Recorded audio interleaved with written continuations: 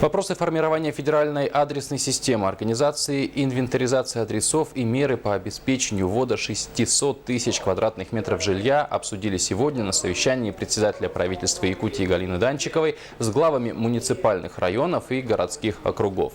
По первому вопросу главам было рекомендовано активизировать работу по инвентаризации адресов и обеспечить ее завершение до 1 декабря. Привести в соответствие правила об установлении присвоения, изменения, аннулирования адресов до конца октября. С началом нового года вся информация будет идти из адресного регистра. По дорожной карте из 445 муниципальных образований к федеральному сервису доступ получили 292. Что касается обеспечения ввода 600 тысяч квадратных метров жилья в следующем году, будет создана рабочая группа. Муниципальные образования, у которых действительно есть тенденция с невыполнением планов.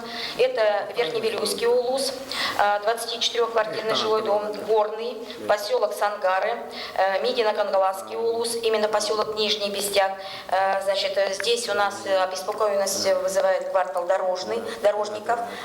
Ведем, Галина Никитина, мониторинг, значит, выявляем какие-то проблемные вопросы, особенно возникают вопросы по техпрессу.